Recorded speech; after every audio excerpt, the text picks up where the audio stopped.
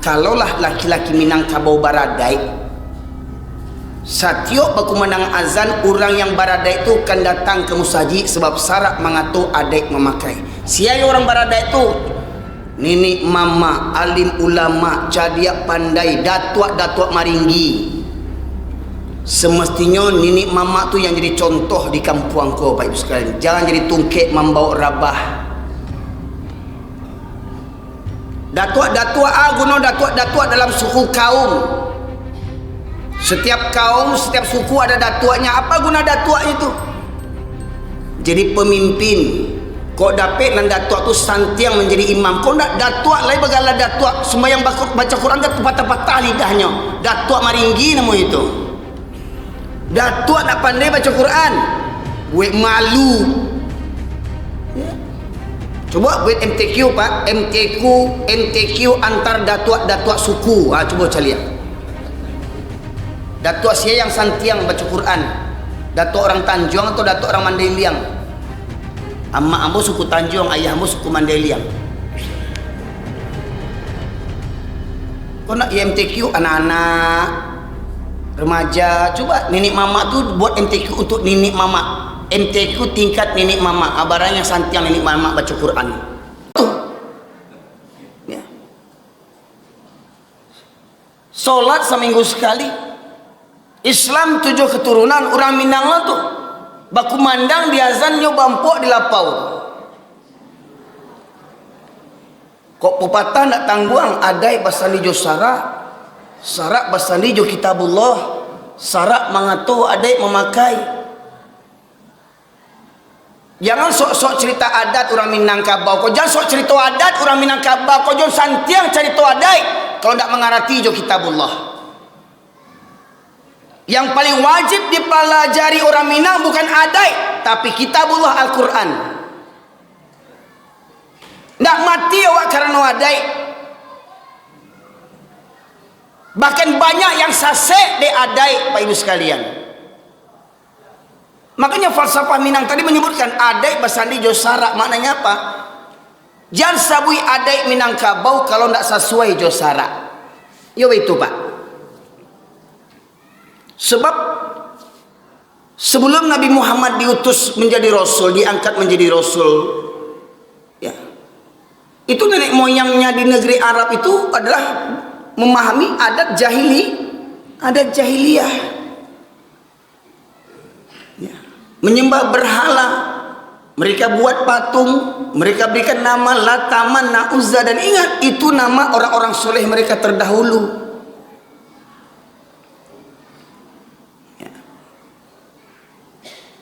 Nah, Bapak sekali rahmati Allah.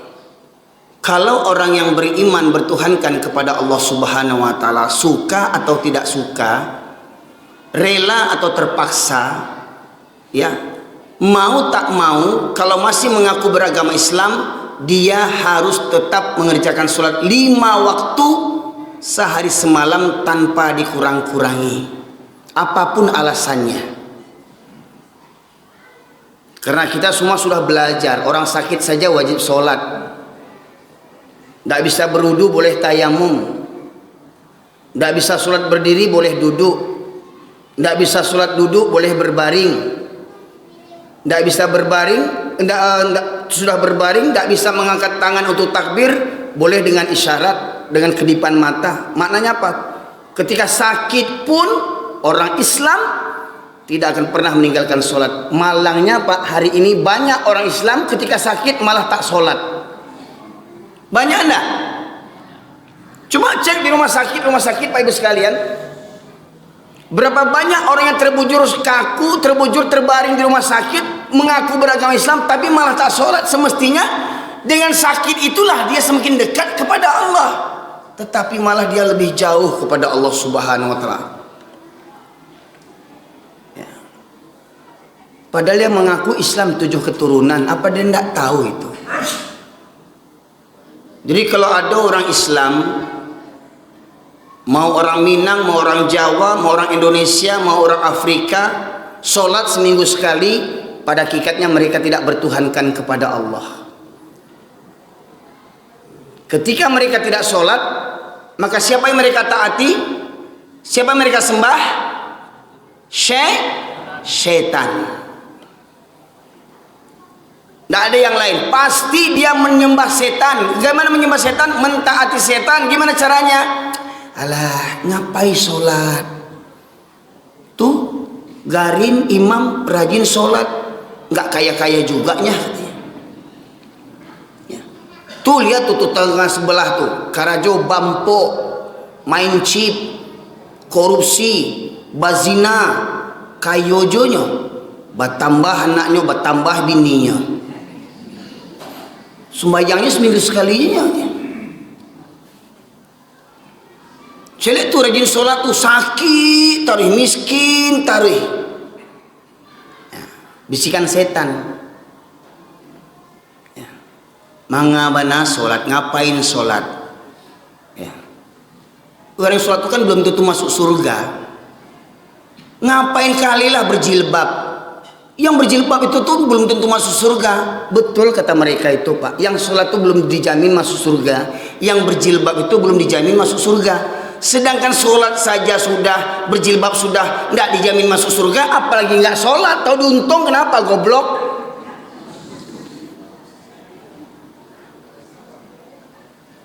Orang yang sholat disasek-sasek kan, alah sok alim, sok suci. Orang sholat sok alim, sok suci. Lah kamu tuh sok kafir.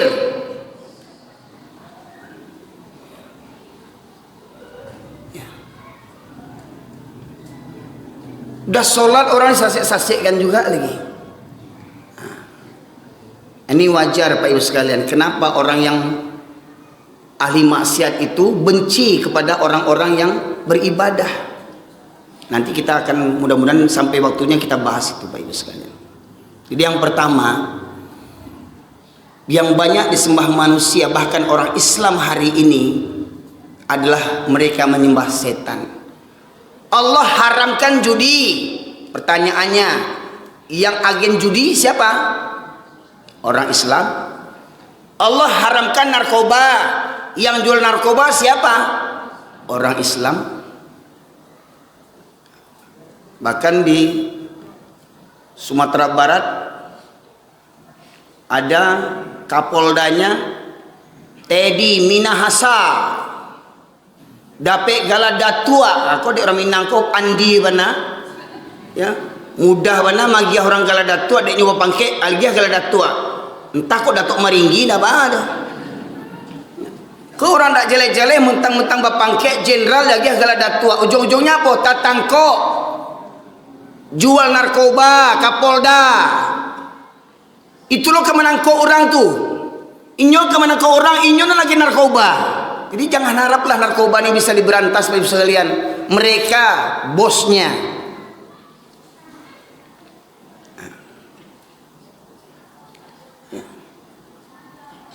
Ini yang pertama Bapak Ibu sekalian. Semua itu setan yang membisikkan.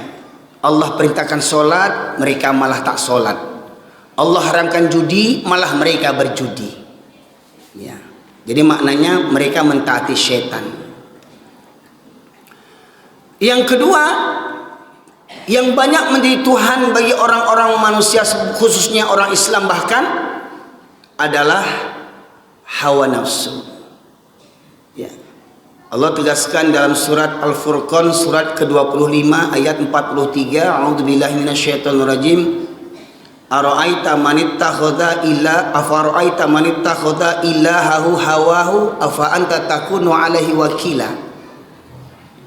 Pernahkah kau perhatikan orang yang mempertuhankan hawa nafsunya, mempertuhankan hawa nafsunya, maka akankah kau menjadi pemelihara atasnya? Mohon maaf Pak Ibu sekalian, mohon maaf ya, terutama bapak-bapak,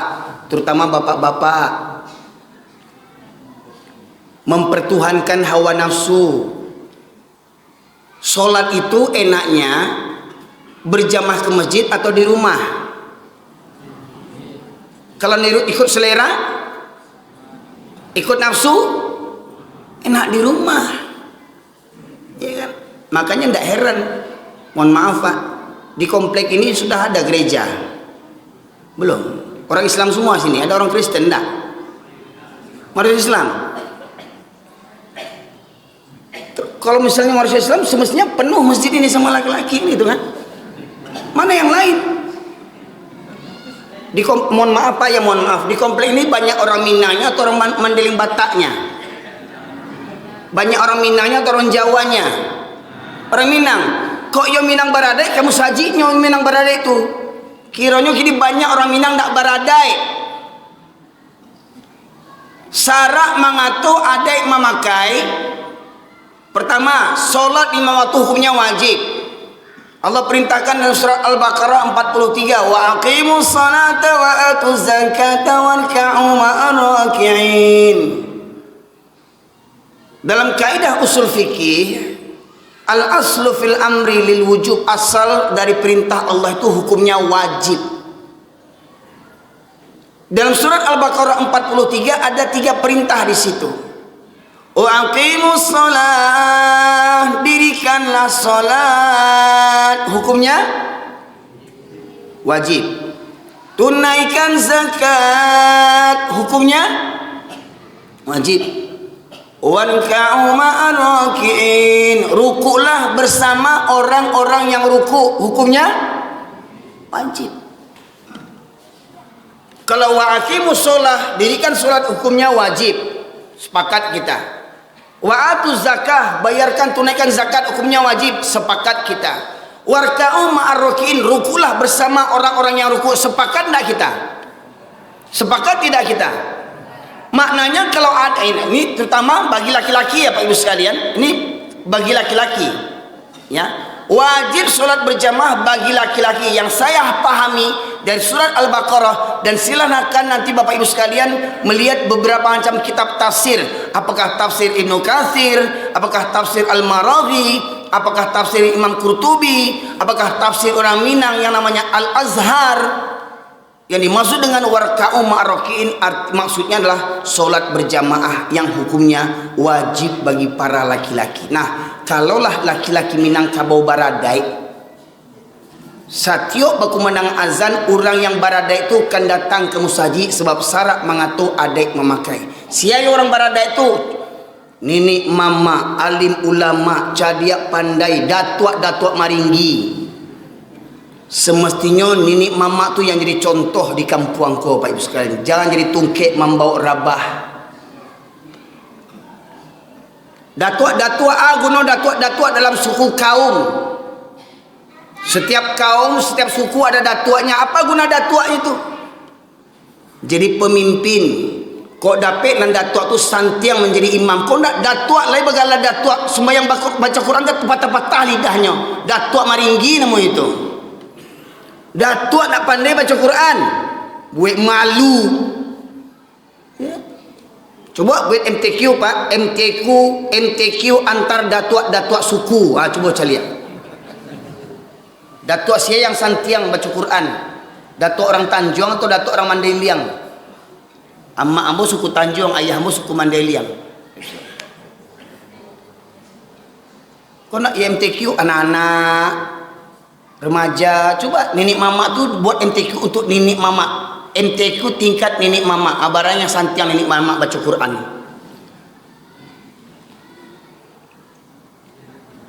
Ya. Jangan berang lo nenek mama, kok berang buat perlombaan tu. Buat uji coba, buat survei, jangan berang kambo kok. Kurang ajar aja rumah aja. Nenek mama sadiagonya.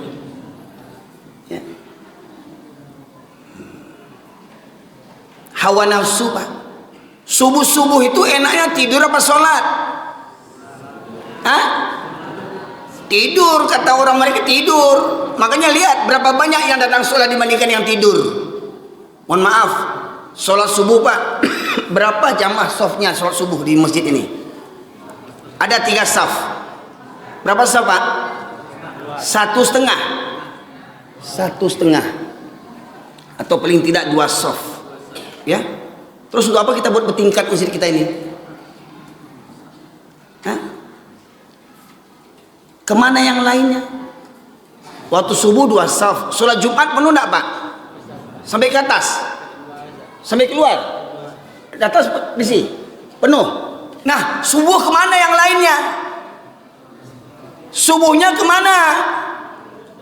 Nah, tuh katanya Buya Hamka bilang, kalau ingin melihat orang Islam, lihat waktu sholat Jumat keluar tuh, yang pampuk keluar, yang suka main chip keluar, yang koruptor keluar, yang pangicuah keluar, yang panduto keluar, yang perangai bantu baruak keluar. Ya, itu sholat Jumat. Tapi kalau ingin melihat orang beriman, caliak waktu subuh. Sia yang selalu datang waktu subuh itu orang yang beriman tuh. Innama ya'muru masajidallahi man amana billahi wal yaumil akhir. Hanya orang beriman sajalah yang memakmurkan masjid, dan memakmurkan masjid yang paling utama itu menghadiri sholat 5 waktu. Itu yang paling utama dalam memakmurkan masjid, Pak Ibu sekalian. Ya. Makanya Ibu sekalian, kalau cari menantu itu yang beriman. Bukan sarjana ukurannya, bukan yang bagala CD ukurannya, enggak. Ya. Yang beriman. Cari di waktu di masjid waktu subuh.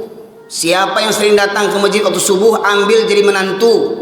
Walau umurnya 65, 70. Loh kok galak, Pak? Ambo serius kok, Pak.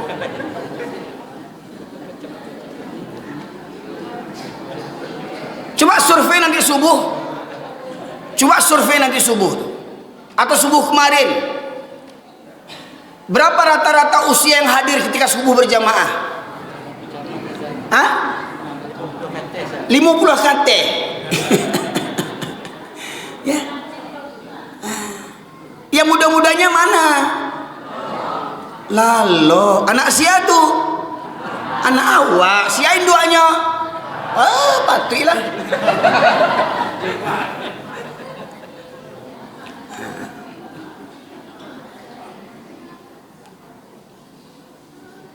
Bukankah Allah menegaskan teguran bagi orang beriman? Ya ayyuhalladzina amanu qu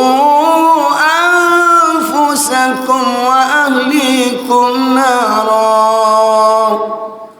Wahai orang yang beriman, peliharalah dirimu dan keluargamu daripada api neraka.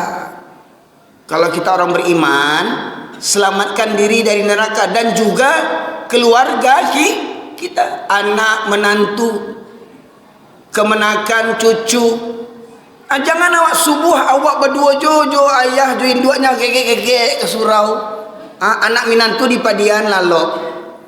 Bertanggung jawab enggak kita itu namanya? Bertanggung jawab enggak kita namanya? Ayahnya ke masjid, anaknya dibiarkan tidur, yang laki-laki itu, yang sarjana tuh. Bangga bana anak sarjana. Musa bangga bana Pak Ibu anak sarjana. Di kampung ambo ada sarjana tuh. Alumni STIB. Sekolah Tinggi Ilmu Baru. Iya. Di Pariaman, di Mangguang, Kecamatan Pariaman Utara, ndak percaya Pak Ibu sekalian, Pak kampung ambo ke Mangguang tuh, ada sekolah Tinggi Ilmu Baru. Jadi baru di Pariaman tuh sarjana, Bu, Pak. Cuman yo sarjana tuh ndak pernah pergi ke surau. Sarjana tuh tak pernah mendengar ceramah pengajian bantua kok. Sarjana tuh tak pernah baca Quran. Ya. Jadi kalau ada anak kita sarjana, menantu kita sarjana, jarang nampak di masjid, jarang dengar pengajian, jarang baca Quran, apa bedanya dengan sarjana baru? Beda jo baru. Kalau baru mendengar azan, Allahu Akbar, Allahu Akbar. Baru itu pasti pakainya itu tuh, enggak mengerti baru itu. Sebabnya baru iku muko bantu orang. Muko bantu orang. Mandang azan nak menggari, kiranya hatinya hati baru kiranya. Botosat lah mulai kasar je nampaknya apa. Pak Ibu sekalian, zaman kini miris kita Pak Ibu sekalian. Ba aku bantu tu kecek orang kasar kaji yang kareh bana kaji ustaz di YouTube tuh. Mohon maaf Pak Ibu sekalian. Sebab apa sebabnya? Sebab kita orang Islam umumnya dan orang Minang khususnya sudah jauh daripada Al-Quran. Nah, itu makanya ambo minta biasanya kalau membaca pengajian kok ambo minta ada yang membacakan terjemahan Quran Pak Ibu sekalian. Ada Pak Ustaz?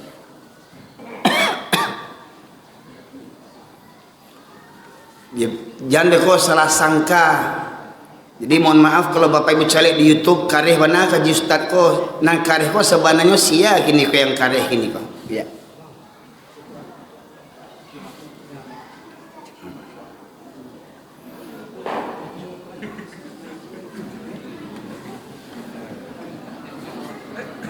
Ya, kan? Membacakan terjemahnya saja. Tenang, nanti telur datang satu lagi ini.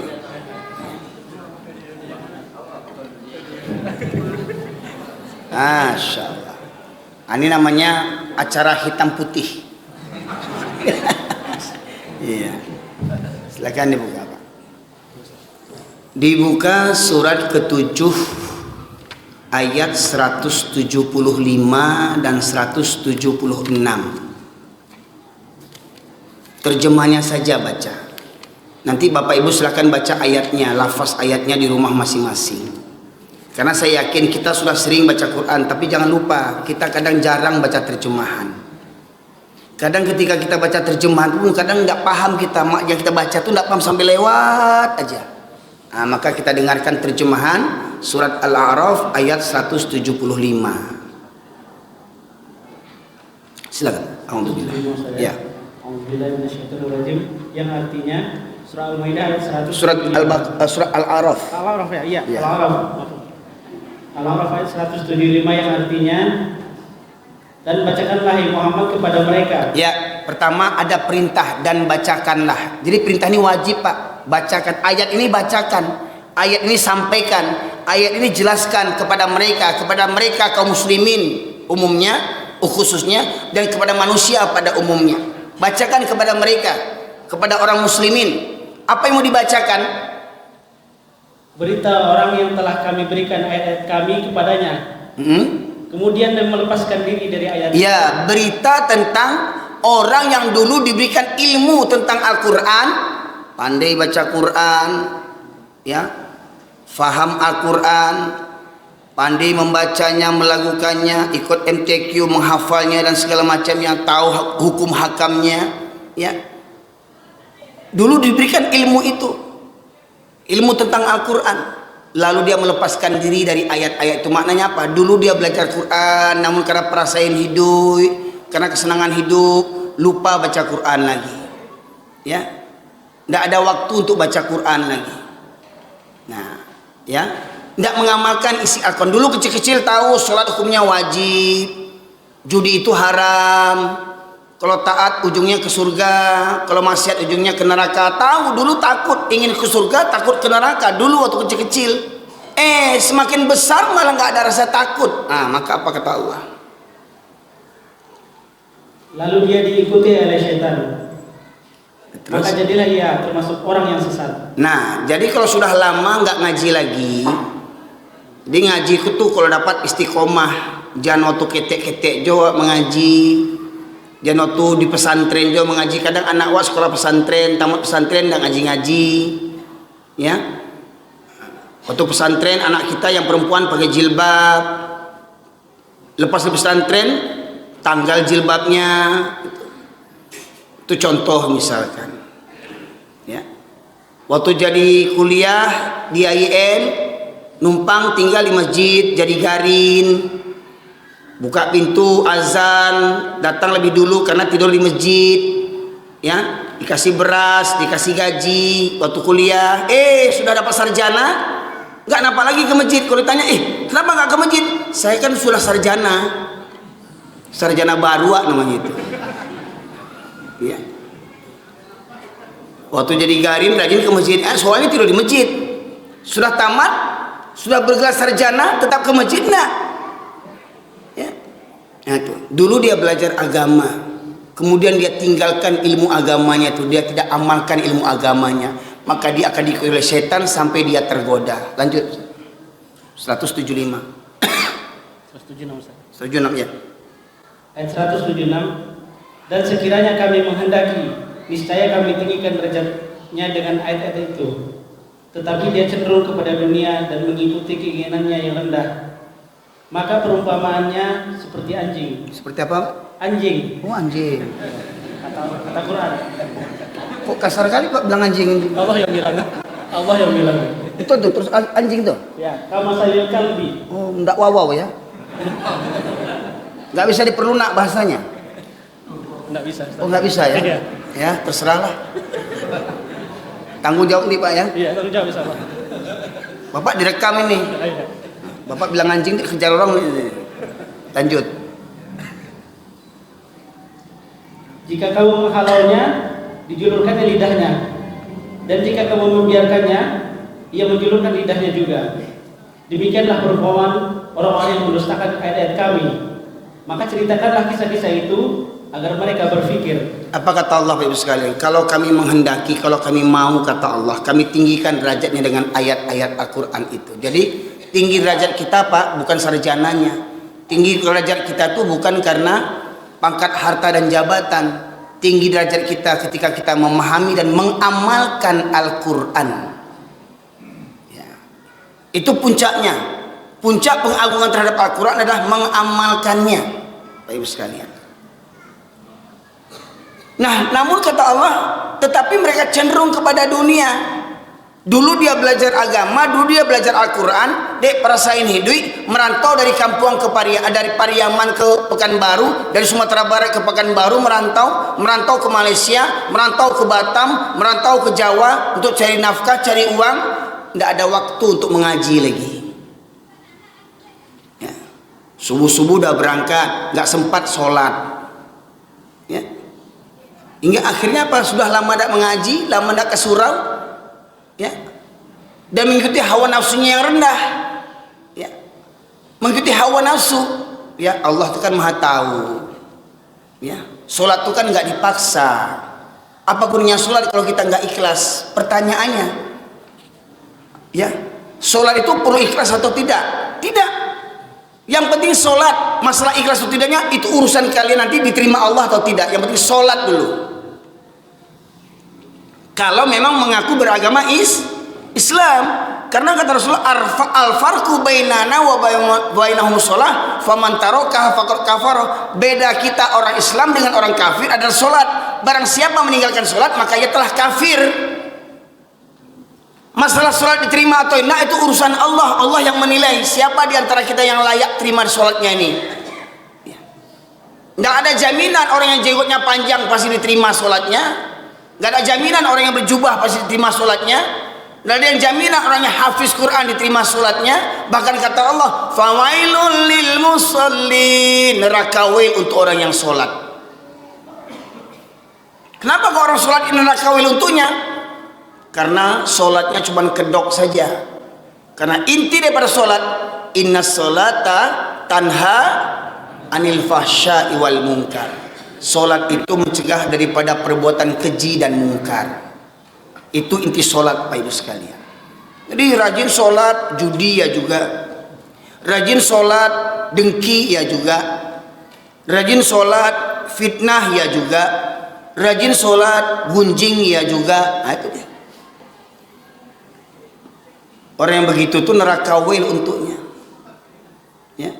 Alladzina hum an salatihim sahun, yang mereka lalai daripada salatnya, kadang salat kadang tidak, Jumat salat, asar tidak, puasa salat, raya tidak. Lucunya bulan puasa salat tarawih salat dia ikut berjamaah salat tarawih, maghrib nggak salat, kan sakit otak namanya itu. Ada pula yang bulan Ramadan sanggup puasa tapi tak salat, buka puasa di kafe-kafe, di kafe-kafe penuh, kafe-kafe tuh, restoran-restoran tuh, orang mau buka puasa. Pertanyaannya kapan sholatnya? Di mana sholatnya? Cukup nggak musolanya? Cukup nggak tempat wudhunya? Ya, Pak Ibu sekalian. Maka sebaik-baik tempat berbuka itu di masjid. Ya. Makanya Pak, ada di Sumatera Barat, Nagari Siano namanya, Bukit Tinggi Agam. Saya ada sekitar 5 tahun rutin berdakwah di situ. Pengurus masjid mengupayakan setiap bulan Ramadan berbuka puasa 30 hari atau 29 hari semuanya berbuka di masjid. Warga kampung semuanya di masjid, Pak. Makanya waktu maghrib itu penuh warga itu dengan berbuka puasa. Semuanya, besar kecil, tua muda, laki perempuan. Nah, pertanyaannya, masjid kita begitu enggak? Ya. Nah, tolong upayakan itu nanti tuh masjid kita maghribnya semuanya berbuka di masjid. Ya. Bapak Ibu sekalian, mati Allah. Jadi kata Allah tadi, kalau kami menghendaki, kami tinggikan derajatnya dengan ayat-ayat itu, tetapi dia cenderung kepada dunia dan mengikuti nafsunya rendah, maka perumpamanya seperti anjing, kata Allah. Kata orang kasar kali Islam, perumpamaan seperti anjing. Saya perlu nak bahasanya, perumpamanya seperti anjing. Waktu kecil dia tahu sholat hukumnya wajib, kalau nggak sholat hukumnya dosa. Ya, kalau dosa tempatnya neraka. Waktu kecil rajin dia sholat, semakin dewasa semakin tak sholat. Ya. Ibu-ibu, mau tak dibayar 50 juta untuk ninggalin sholat? Bu, lumayan tuh bayar kredit Honda. 50 juta, mau tak dibayar 50 juta ninggalin sholat? Hah? Yakin? Sepakat nggak orang sakit wajib sholat? Sepakat. Tadi kita bilang kalau tidak sanggup berwudu tayamum, tidak sanggup berdiri duduk, tidak sanggup duduk berbaring, tidak bisa mengangkat tangan dengan isyarat. Walau sakit tetap wajib sholat. Sepakat? Siap? Waktu barale? Hah? Berapa banyak yang mengaku orang Islam, yang mengaku orang Minang? Berapa banyak yang sholat waktu barale? Kok ada yang sholat le barasiah, gencunya tuh di barasihan? Hah? Bau duanya.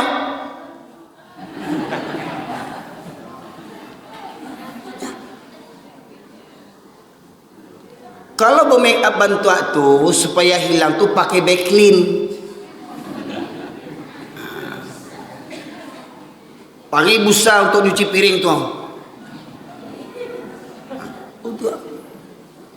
Tapi survei membuktikan banyak anak Darojo Marapulai yang tak sholat waktu barale. Betul enggak? Kalau menurut ayat ini, dengan Al-Quran dia mengamalkan perintah sholat, dia kerjakan sholat mulia dia. Tapi dia tinggalkan sholat karena apa? Urusan dunia. Ikut hawa nafsu. Bawa ke sholat gencu ko, bawa make up ko, bawa calak ko, bawa suntiang ko, bawa tamu di tibo tua. Bawa ke sholat awak, ikut hawa nafsu. Anak daruan jiang tu.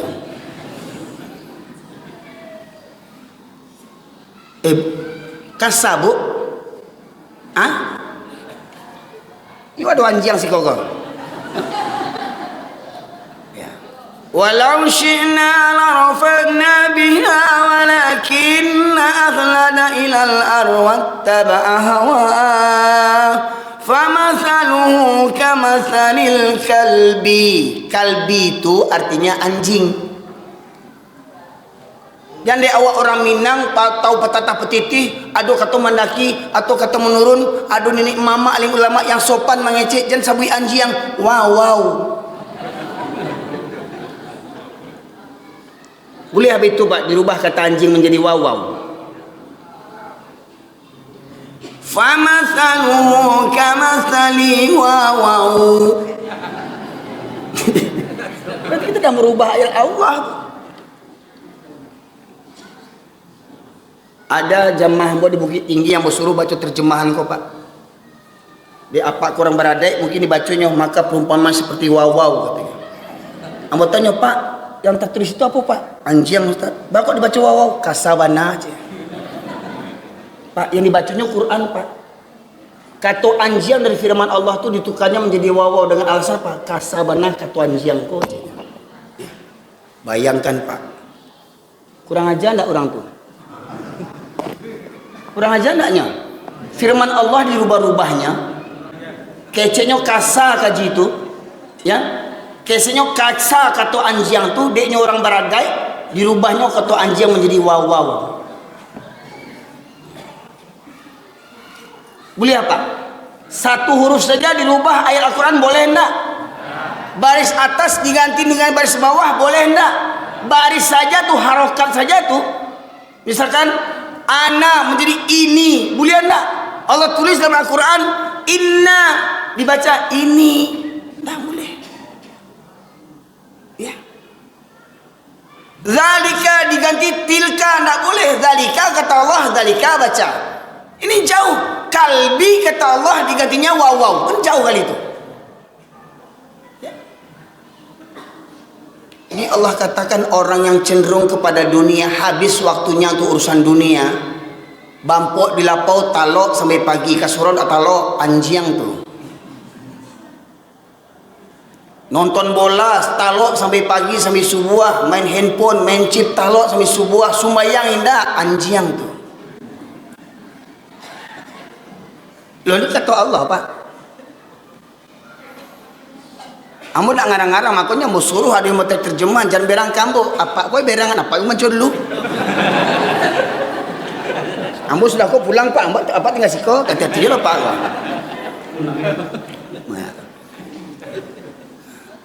Jadi banyak di YouTube itu berang kamu. Ustaz kasar benar gajinya gua. Ustaz anjiang mau awak di panjiangnya. Ambo Pak, kalau orang sadunia kau mempanjiang ambo akan ibu riat ya ambo dah. Orang sadunia kau menyebut saya anjing, enggak akan ibah hati saya. Tapi jangan sampai Allah yang menyebut saya anjing. Apa guna orang dunia menyanjung-nyanjung kita Ustaz? Di mata Allah, Allah anjiang kata Allah. Enggak guna. Maka ada betulnya juga kasidahan dulu itu. Janganlah mau disanjung-sanjung, engkau digelar manusia agung. Tenenononen. Jadi kita dibangga dengan sanjungan. Wah. Ya. Ustaz datang dipayungi, ya, disambut dengan tambu tasah, tumputak tumplak, tumputak tumplak.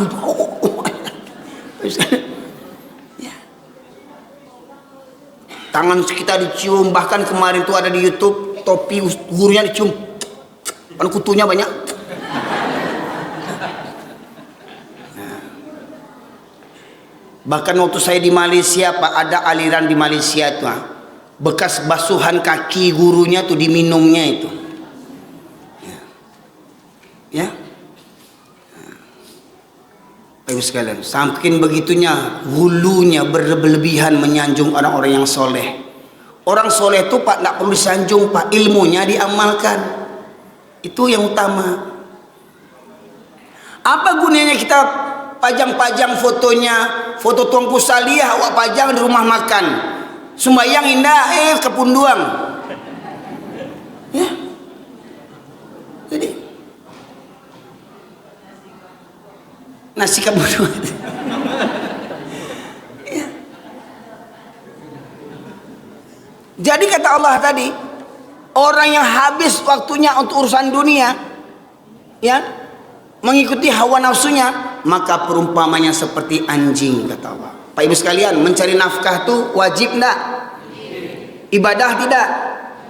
Tetapi kalau kita cuma mencari nafkah, sholat tidak, ya, sia-sia ibadah yang kita lakukan. Ini sebenarnya ayat ini Pak, silahkan lihat tafsirnya. Ini ditujukan kepada para alim ulama ini sebenarnya nih. Asbabun nuzulnya menceritakan tentang kisah Bal'am bin Ba'urah, seorang ulama ya yang doanya itu mustajab. Namun karena diberikan iming-iming janji-janji dunia untuk tidak menyampaikan agama dengan sebenarnya, hingga akhirnya dia tidak menyampaikan Al-Quran dengan sebenar-benarnya. Demi apa? Demi pangkat dan jabatan. Betapa banyak ulama-ulama anjing sekarang bantu itu Pak. Ada ulama mengatakan ya, mengucapkan selamat Natal itu boleh. Itu ulama anjing namanya itu. Ya. Dulu sebelum jadi pejabat dia katakan haram, sekarang jadi pejabat dia katakan boleh, ulama anjing. Ya. Bapak Ibu sekalian. Nih. kata anjing ini ditujukan kepada ahli-ahli agama, ya. Kemudian bagaimana dengan orang-orang awam? Allah tegaskan dalam surat Al-A'raf 179. Tolong dibaca Ustaz terjemahannya. 179 yang artinya Surat Al-A'raf. Ya. Dan sungguh akan kami isi neraka jahanam banyak dari kalangan jin dan manusia. Mereka memiliki hati tetapi tidak dipergunakannya untuk memahami ayat-ayat Allah. Mereka memiliki mata tetapi tidak dipergunakannya untuk melihat tanda-tanda kekuasaan Allah. Dan mereka mempunyai telinga tetapi tidak dipergunakannya untuk mendengarkan ayat-ayat Allah. Mereka seperti hewan ternak, bahkan lebih sesat lagi. Mereka itulah orang-orang yang lengah. Yaitu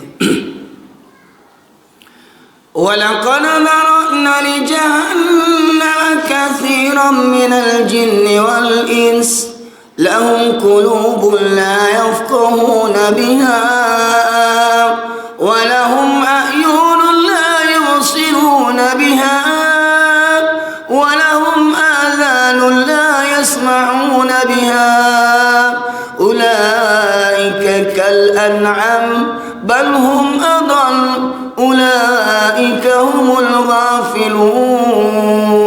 Dan sungguh akan kami penuhkan neraka jahanam banyak dari kalangan jin dan manusia. Mereka yang memiliki hati tetapi tidak ada takut kepada Allah. Mereka memiliki hati tidak mau merenungkan ayat-ayat Allah.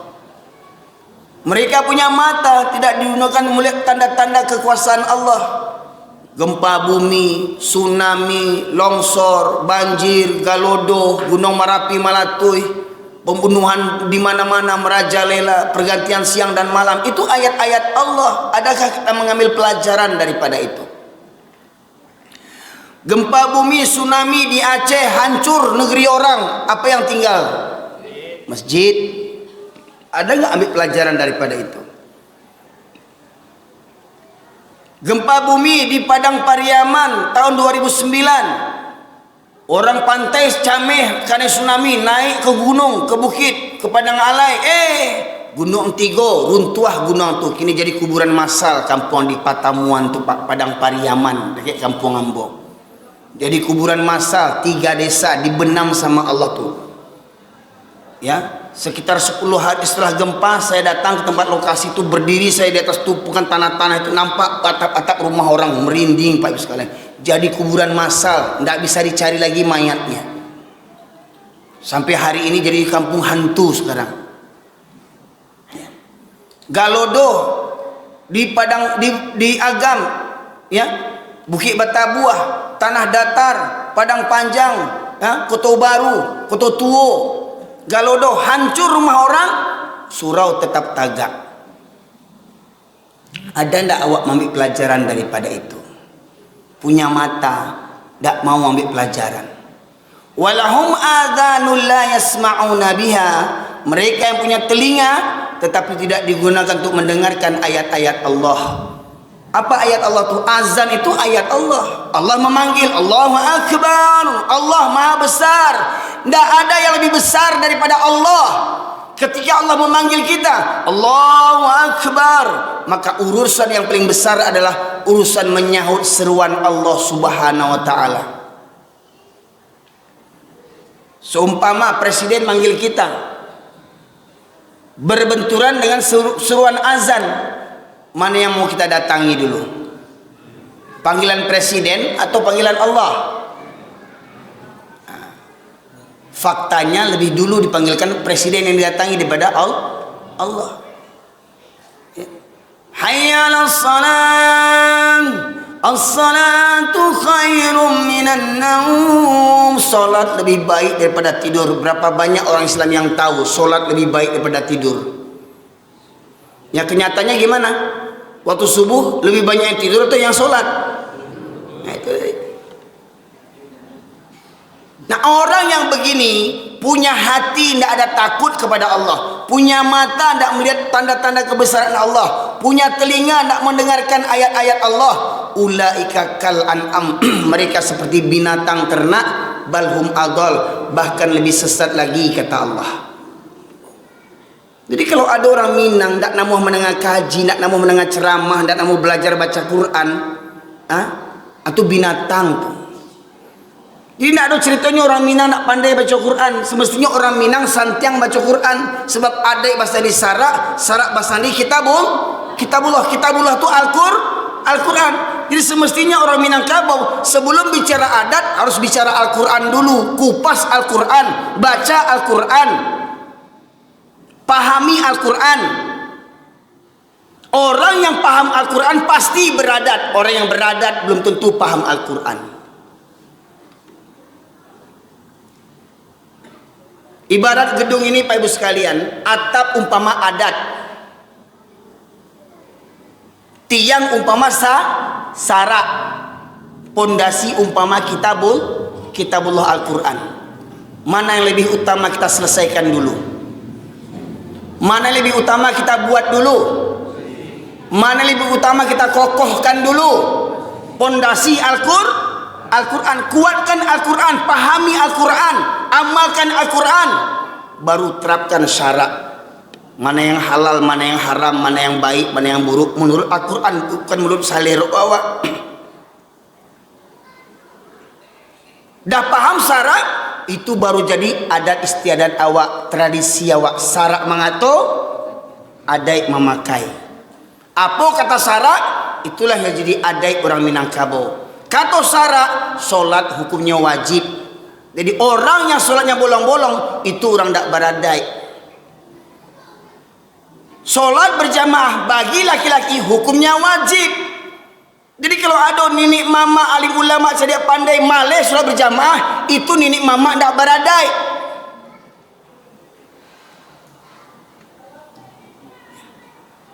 Nenek mama binatang yang kayak begitu Pak Ibu sekalian. Nenek mama yang malas ke masjid, nenek mama kabau, buruk daripada kabau lain. Bukan ketambo kata Allah surah Al-Araf 179.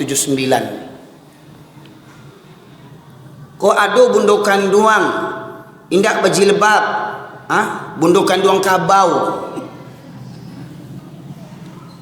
Ada bundukan duang tu barale datang tembus tasa, bergoyang-goyang, ndak ada rasa malunya. Bundukan duang kambiang tu. Termasuk yang kemarin lagi viral di Bukit Tinggi itu kemarin tu di jam gadang berjoget-joget 3 ekor makhluk Allah. 2 batinau, seorang jantan berjoget-joget lagu Minang, manyong-nyong-yang. Masya Allah. Itulah bentuk binatang yang kesurupan dari itu Pak Ibu sekalian. Ya. Enggak ada rasa malu. Coba ke Batang tu di Padang, nenek-nenek ketangkap main remi, bajudi nenek-nenek, astagfirullahalazim. 5-6 orang nenek-nenek lah bauban lah keripui lah kemati, pakai you can see lo tu, nak keripui. Ya Allah, nek main remi sampai polisi datang menangkap mengajak dia apa? Ya, ambo rutin mengisi pengajian dekat-dekat kampung tu Pak Ibu sekalian. Ada jamaah menyambutkan Ustaz, RT di situ tuh kawan saya Ustaz.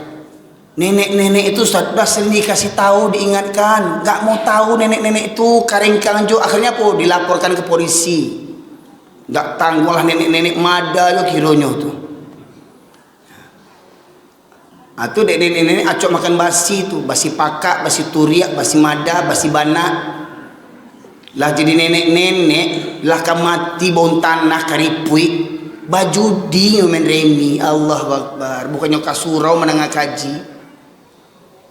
Terus sekalian. Semestinya kalau orang Minang baradai, panuah musaji kau dek laki-laki orang yang baradai Pak Ibu sekalian. Panuah musaji kau kok di kampung kau banyak orang Minang. Ya, panuah musaji kau dek orang yang baradai, sebab syarak mengatur ada memakai wajib solat berjamaah bagi para laki-laki. Di masa Rasulullah ada seorang sahabat namanya Abdullah bin Umi Maktum. Menghadap Rasulullah dia berkata, "Ya Rasulullah, engkau tahu aku ini orang tua yang buta. Tua, buta.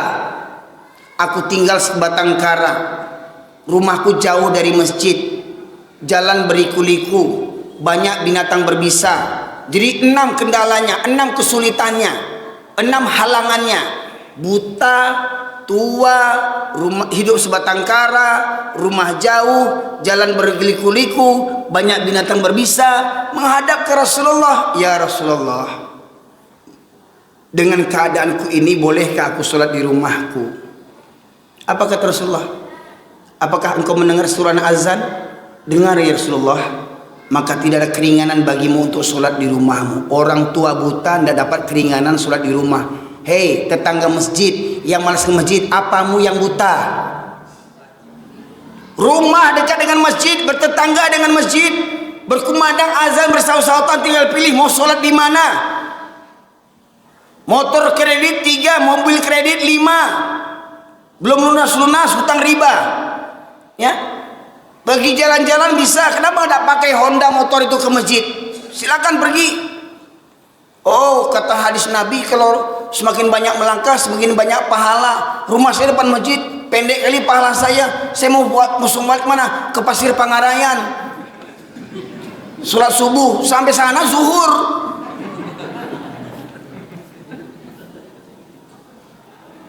Ya. Rumah bertetangga dengan masjid, tidak sanggup berangkat. Pertanyaannya, punya telinga tidak dia? Punya hati tidak Allah memanggilnya? Itulah kata Allah tadi, khatamallahu ala qulubihim wa ala sam'ihim wa ala awsarihim ghishawatun wa lahum adabun azim. Berikutnya surat Al-Anfal ayat ke-22, surat ke-8 ayat 22.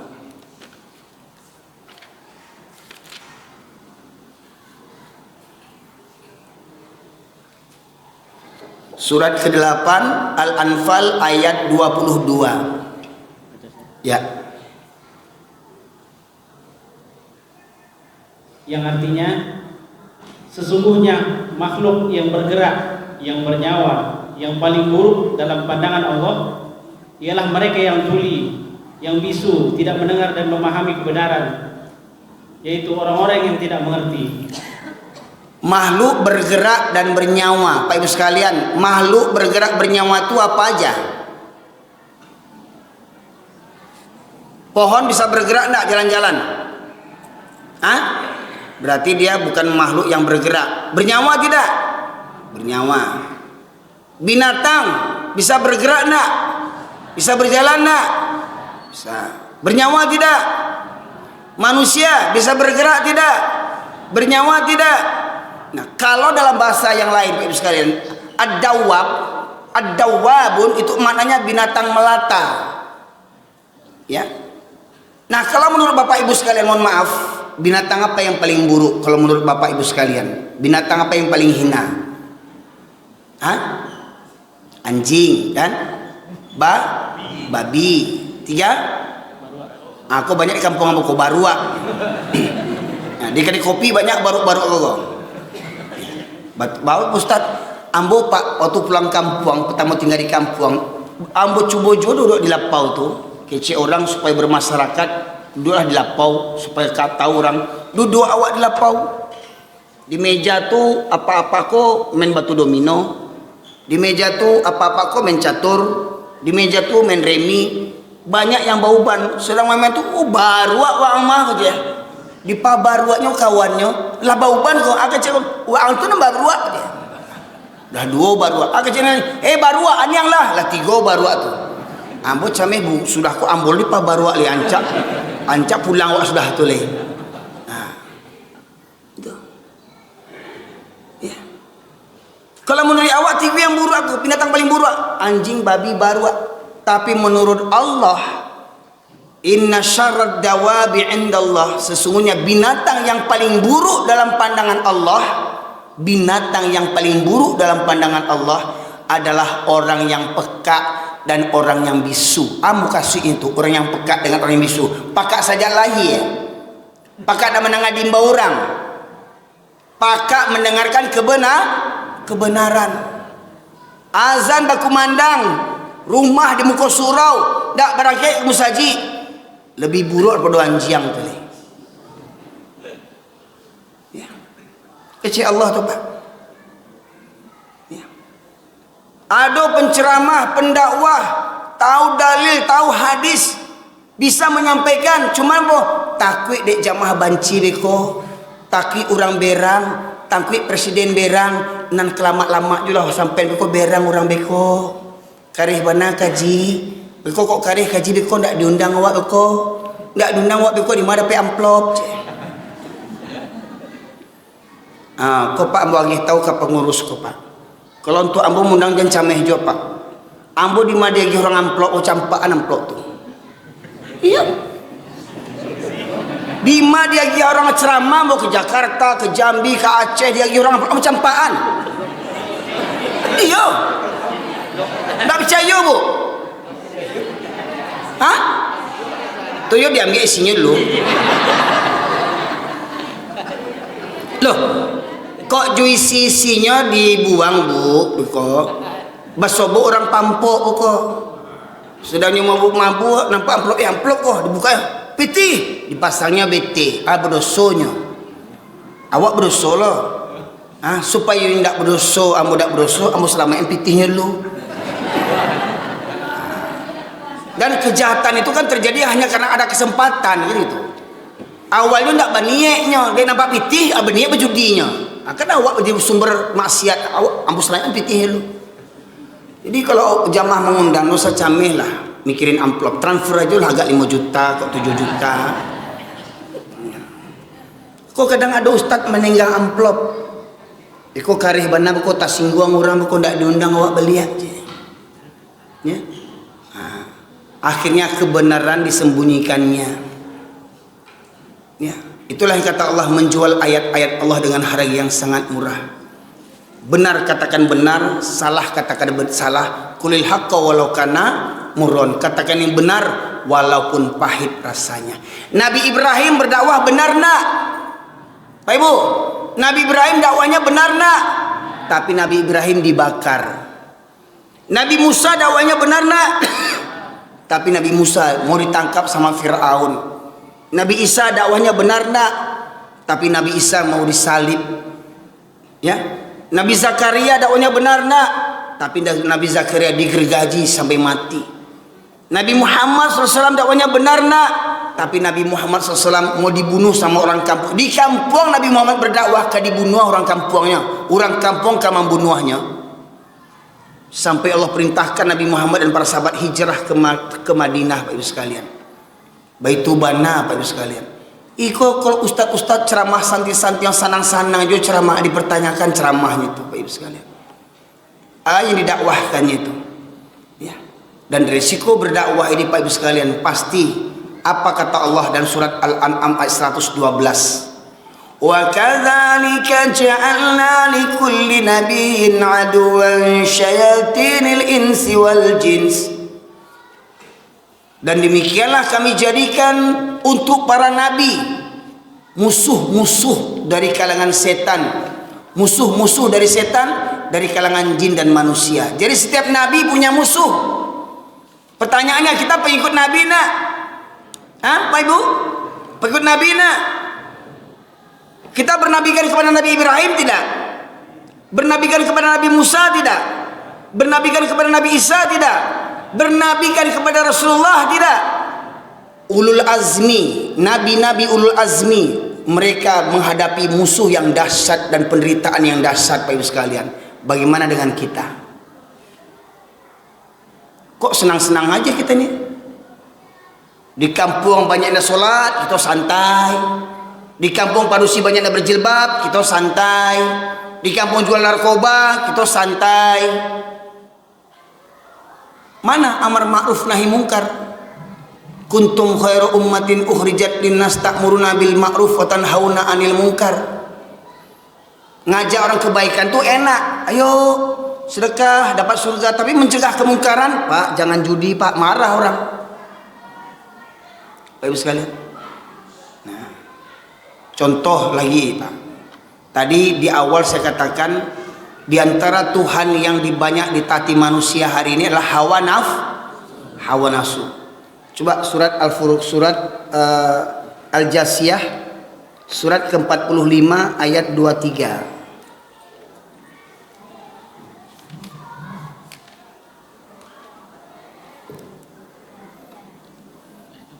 Ya.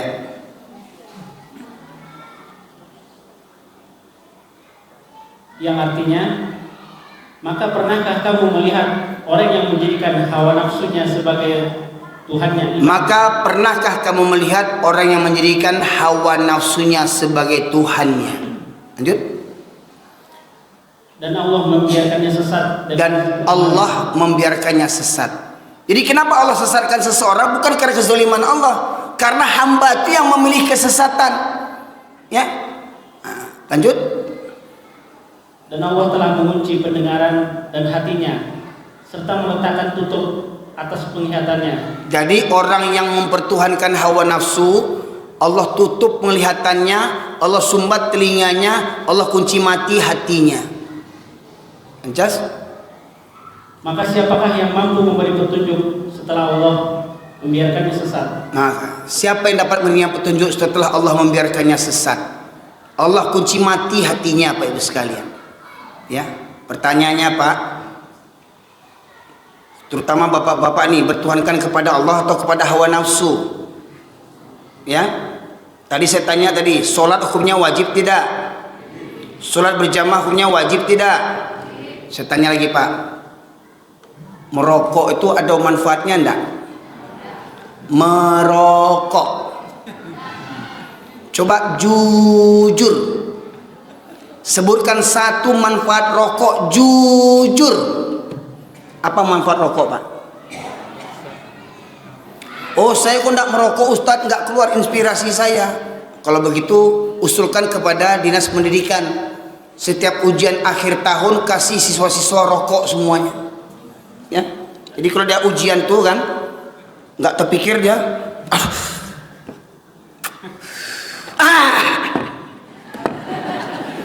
dari SD kasih rokok biar lulus semua, ya. Buntu otaknya, merokok dulu.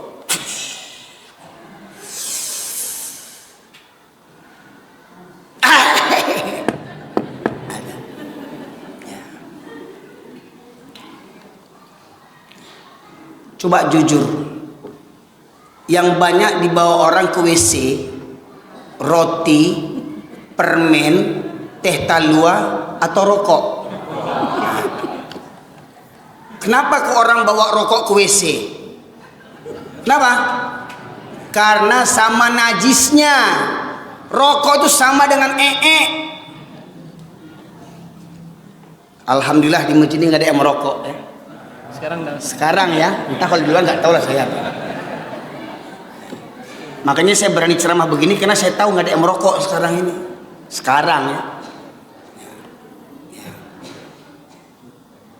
Nggak usah cerita agama Pak, tanya sama dokter kafir Pak. Alah Ustaz, saya umur saya 70 tahun merokok panjang umur saya. Itu anak tuh umur 5 tahun mati gitu ya. Nah, cobalah kalau bisa supaya panjang umur cucu bapak tuh, bapak merokok kasih cucu rokok. Wah ini nak, dia panjang umur macam kakek. Mohon maaf Pak ya, mohon maaf Pak. Ya, coba masuk akal enggak? Kita bakar, asapnya kita sedot, dan bahkan nikotin itu, kapasnya tuh setelah diteliti banyak unsur-unsur babinya Pak Ibu sekalian. Gimana mau sholat kita diterima oleh Allah sementara kita mengkonsumsi hal yang haram? Pak, betapa zolimnya kita. Lihat, tanya pada dokter-dokter kafir sekalipun, perokok pasif lebih berbahaya daripada perokok aktif. Orang yang nak merokok tetapi menghisap asap rokok itu Pak, lebih besar resikonya daripada yang perokok. Dan penelitian kesehatan, ya, karena rokok beribu orang mati dalam sehari Pak Ibu sekalian. Tapi ya, alah, itu kan karena Ustaz nggak merokok. Itu kiai-kiai itu merokok Ustaz. Habib-habib itu merokok. Ya. Ikutan kita bukan Habib, ikutan kita bukan kiai, ikutan kita Rasulullah. Fa in tanazatum fi syai'in faruddu ilallah war rasul. Apabila kamu berbeda pendapat tentang urusan agama, maka kembalikan kepada Allah dan Rasul. Tidak ada kembalikan kata guru saya, kata kiai saya. Kata Habib saya, ya, kiai, ustadz, habib itu manusia biasa, bisa benar, bisa salah. Kalau benar ikuti, kalau salah tinggalkan. Jangan fanatik buta. Bapak sekalian, kita iba mencelia orang Palestina dibantai. Coba pengakuan Pak yang punya perusahaan rokok di Indonesia nih, pengakuan yang punya usaha rokok Sampurna, rokok Jarum, mereka sendiri pun tak merokok itu. Cina kafir itu Pak, tak merokok Cina kafir itu Pak. Mohon maaf ini Pak, ya. Pertanyaannya, Tuhan Bapak Allah atau hawa nafsu?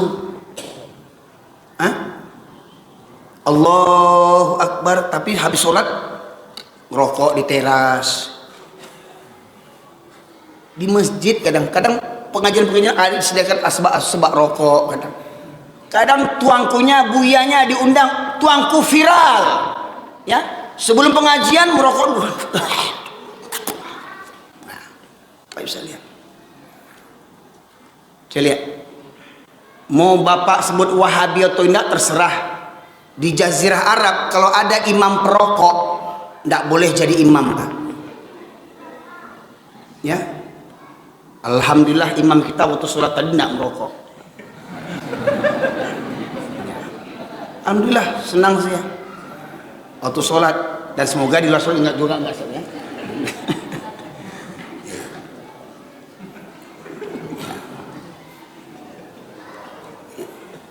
Mohon maaf Pak ya, ini dah mulai panas nih bapak-bapak yang merokok nih kayak ini.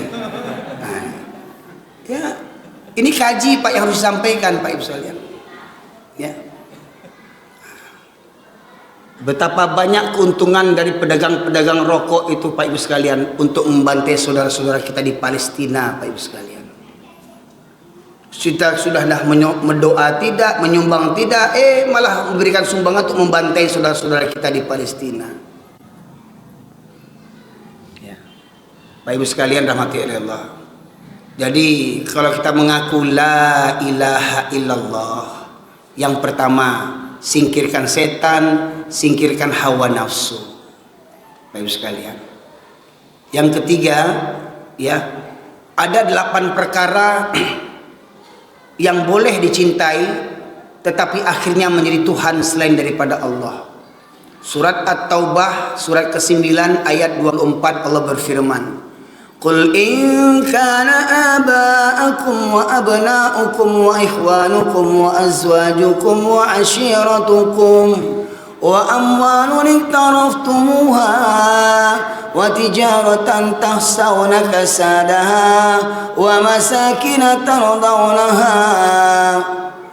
Katakanlah jika bapak-bapakmu atau orang tuamu, anak-anakmu, saudara-saudaramu, istri-istrimu atau suamimu, sanak familimu, harta-hartamu, perdagangan, pekerjaan, pangkat-pangkatmu, rumah yang kamu cintai, ahabba ilaikum minallahi wa rasulih wa jihadin fi sabilih, apabila lebih engkau cintai daripada Allah dan Rasulnya serta berjihad di jalannya, maka tunggulah sampai Allah mendatangkan azabnya. 8 perkara tadi ini boleh dicintai, tapi jangan melebihi cinta kita kepada Allah dan Rasul. Siapa mereka? Orang tua, anak, saudara, kakak beradik, istri atau suami, sanak famili, harta kekayaan, pangkat jabatan dan pekerjaan, rumah tempat tinggal. Apabila lebih dicintai, maka 8 perkara ini telah menjadi Tuhan selain daripada Allah Subhanahu wa taala. Maka tunggulah azab Allah. Ya. Terakhir, silakan buka surat Al-Maidah ayat 104. Terakhir, jam 10 kita selesaikan kajian ini Pak Ibu sekalian.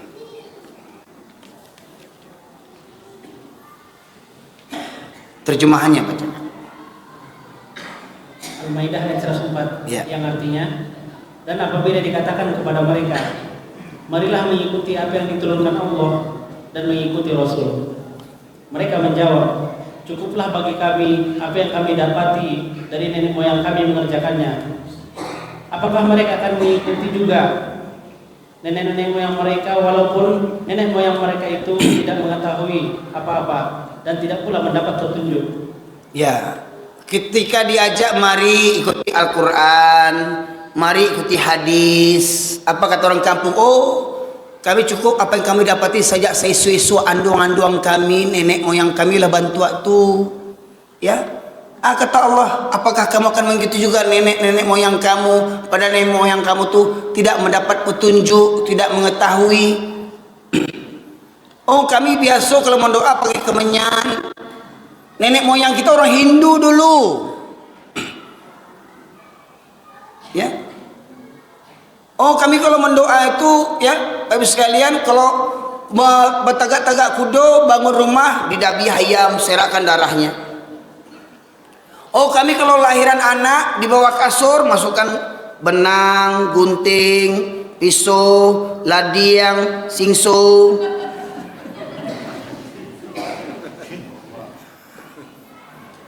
Ya, anak lahir supaya nggak kena palasi, kasih bawang putih, bawang merah, tomat, cabai hijau, cabai merah, dikukus cucu sekali ini. Ya. Oh, kami supaya rumah nggak kemasukan setan, tempel ayat kursi. Nggak takut setan ayat kursi. Apa guna tempel ayat kursi? Sholat aja nggak di rumah itu. Ketawa-ketawa setan.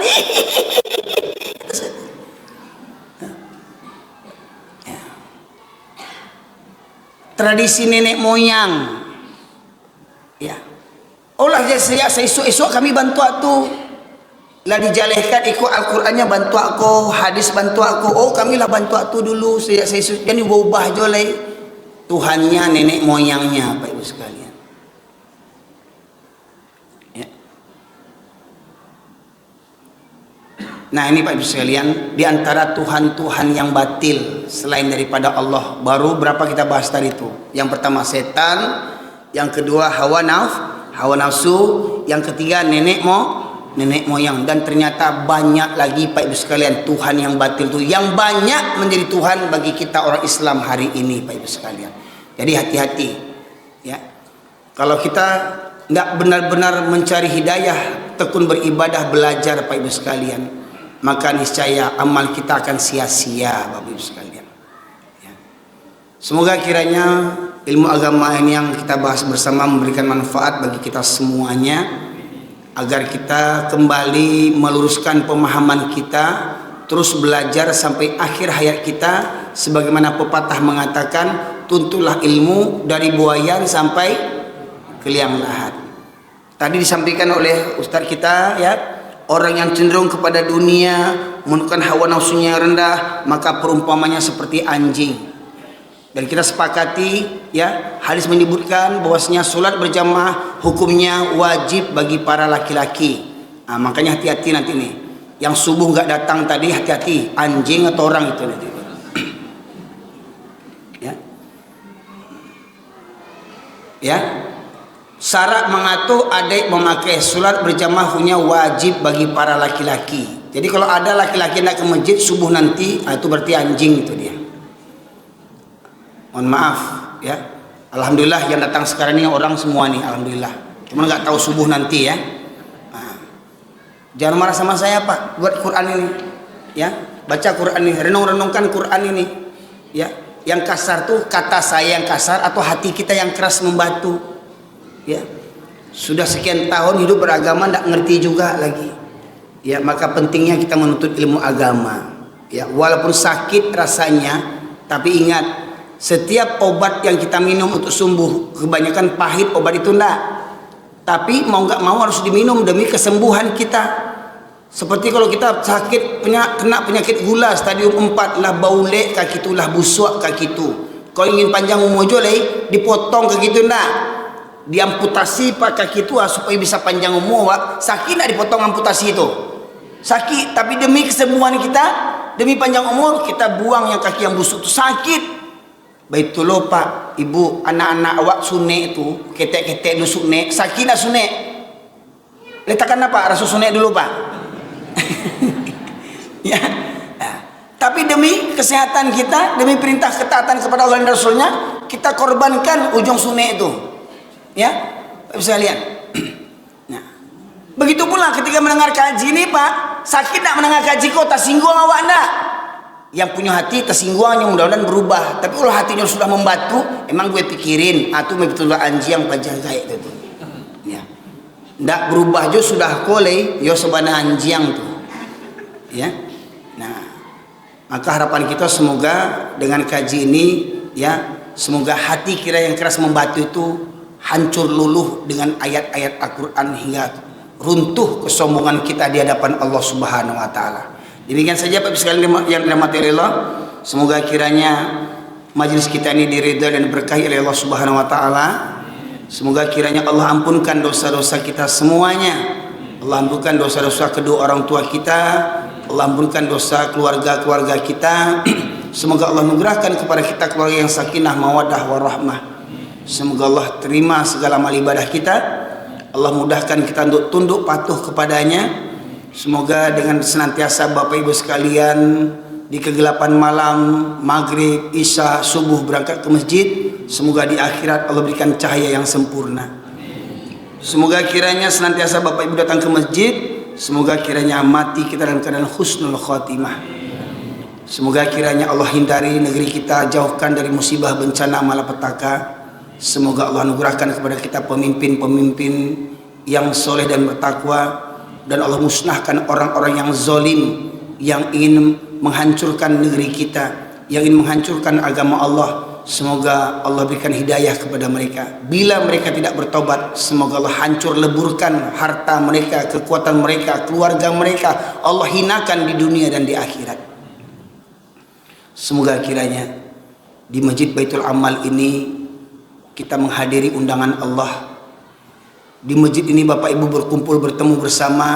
Semoga kita pulang basamu ke kampung halaman awak di Sarogo, bakumpul balik awak satu kampung di surga firdausnya Allah Subhanahu wa taala. Subhanakallahumma bihamdika asyhadu an la ilaha illa anta astaghfiruka wa atubu ilaik. Alhamdulillahirabbil alamin. Assalamualaikum warahmatullahi wabarakatuh.